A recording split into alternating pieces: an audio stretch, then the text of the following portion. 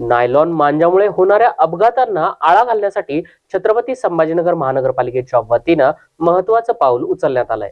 महानगरपालिकेचे आयुक्त तथा प्रशासक श्रीकांत यांच्या आदेशानुसार मनपाच्या शाळांमधील बालवाडी ते इयत्ता 10वी पर्यंत शिक्षण घेणाऱ्या तब्बल 18,000 विद्यार्थ्यांना नायलॉन मांजा न वापरण्याची शपथ देण्यात आली आहे। नायलॉन मांजाच्या वापरामुळे अनेक गंभीर अपघात घडत असल्याचं सातत्यानं समोर येत आहे। या पार्श्वभूमीवर विद्यार्थ्यांमध्ये लहानपणापासूनच जनजागृती व्हावी यासाठी मनपाच्या सर्व शाळांमध्ये आज सकाळी परिपाठाच्या वेळेस नायलॉन मांजा न वापरण्याची शपथ देण्यात आली।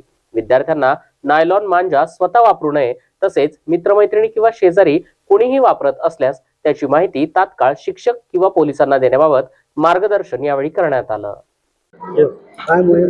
आज छत्रपती संभाजीनगर महानगरपालिकेच्या एकूण 50 शाळेमध्ये 18,000 विद्यार्थ्यांना नायलॉन मांजा वापरू नये याबाबतची शपथ आदरणीय आयुक्त तथा प्रशासक महोदय माननीय जी श्रीकांत साहेब यांच्या आदेशानुसार देण्यात आली आहे।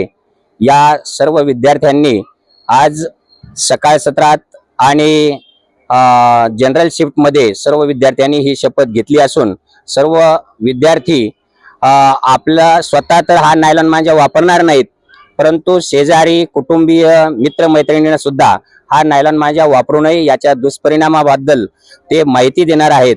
आणि जर तसं कोणी वापरत असतील तर ते आमच्या सर्व शिक्षकांना आणि पोलिसांना सुद्धा कळवणार आहेत।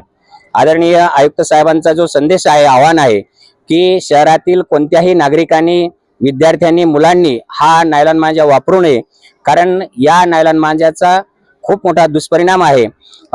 मनुष्य प्राण्याला तर त्याची इजा होतच आहे, परंतु जे पक्षी आहेत या पक्ष्यांना सुद्धा तो जीव घेणा ठरत आहे। त्यामुळं हे आज सर्व विद्यार्थ्यांना शपथ दिलेली आहे आणि यामुळं या नायलॉन मांजाचा वापर कमी होईल असं आम्हाला या सर्व एकंदरीत वातावरणावरून वाटत आहे। माझं नाव ज्ञानदेव सांगळे, मी कार्यक्रम अधिकारी आहे, महानगरपालिका शिक्षण विभाग।